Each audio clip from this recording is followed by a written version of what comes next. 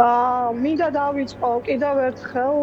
სოლიდარობის და მხარდაჭერის დაფიქსირებით ჩვენი კოლეგის მიმართ, ზია ამაღლობელის მიმართ და რა თქმა უნდა,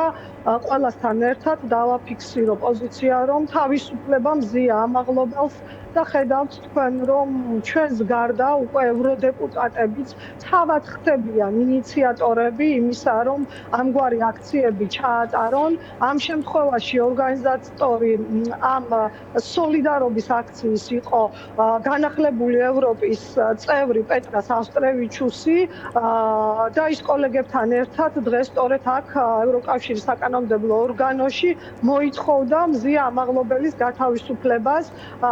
ხაზგასაწმელია ის ფაქტი, რომ ევროდეპუტატები ძალიან კარგად არიან ინფორმირებული, ზუსტად იციან უკვე მე რამდენი დღეა მზია შიმშილობს, მათ ისიც კი იცოდნენ, რომ მზია გადაყვანილი იყო საავადმყოფოში და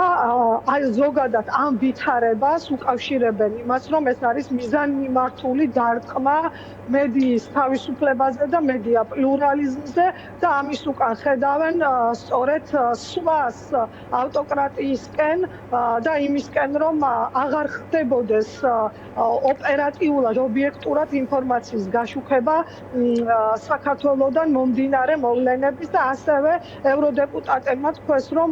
და ჩვენც უკვე ვიცოდით ინფორმაციაც გვაქვს ამასთან დაკავშირებით, რომ მომავალ კვირას 13 თებერვალს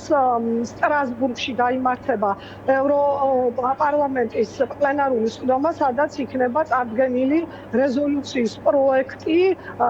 და სადაც იქნება საუბარი სიტუაციის გაუარესება საქართველოში. ესეთი სათაურით იქნება რეზოლუციის პროექტი წარდგენილი. ეხლა ჩვენ ვართ ბრიუსელში და სხვადასხვა პოლიტიკური ჯგუფები ჯერ ბრიუსელში აქ ამზადებენ თავიანთ ვარიანტებს, მაყურებელმა უკვე კარგად იცის, როგორ ხდება ამ რეზოლუციების მომზადება, სხვადასხვა პოლიტიკური ჯგუფი ამზადებს თავიანთ ვარიანტს, შემდეგ უკვე სტრასბურგში ჩასვლის შემდეგ ეს ჯგუფები შეიკრიბებიან, ანუ ყველა ჯგუფს ყავს მომხსენებელი და თანამომხსენებელი და ეს თანამომხსენებლები იქრიბებიან და შეჯერებულ ერთიან ვარიანტს შეიმუშავებენ, რომელიც უკვე იქნება გასული კენჭისყრაზე და ჩვენ დღეს აქ აქციაზე დაგვიანონსეს ევროდეპუტატებმა, რომ მათი მხრიდან კიდევ ერთხელ ძალიან მკაფიო და მკაცრად იქნება გაჟღერებული ყველა ის საკითხი, რაც ასე აქტუალურია და მნიშვნელოვანი კიდევ ერთი რამ, რასაც მათ ხაზი დაუსვეს, რომ მოწოდება იქნება წევრი ქვეყნების მიმართ. რომ თუ კი და რადგან არ ხერხდება ერთობლივად კონსენსუსის მიღწევა მიზნობრივ თარგეტირებულ სანქციებზე, ევროდეპუტატები თვლიან, რომ დრო არის უფრო გააქტიურდნენ ევროკავშირის წევრი ქვეყნები და შემოიღონ პასუხისმგებელ პირებზე სანქციები. მიხეილ გალერი, იპიპის ყველაზე დიდი პოლიტიკური ჯგუფის წარმომადგენელი გვესაუბრებოდა აქციის მსვლელობისას, რომელმაც გაიხსენა და თქვა, რომ მაგალითად ბიძინა ივანიშვილს ასევე აქვს საფრანგეთის მოქალაქეობა და მან მოუწოდა საფრანგეთს, რომ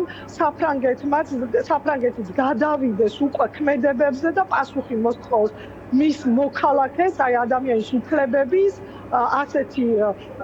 დაზიანებისთვის, ქვეყნის სხვა კურსზე და სხვა მხარეს გადაყვანისთვის და ჟურნალისტებზე ასეთი ზეწოლისთვის. ანუ კაცრი გზავნილის ადრესატი იქნება ქართული ოცნების ხელისუფლება და ყველა ის პირი, ვინც აი ამ პროცესში იღებს მონაწილეობას. არა მარტო ქართული ოცნება, როგორც დეპუტატებმა გვითხრეს, კაცრი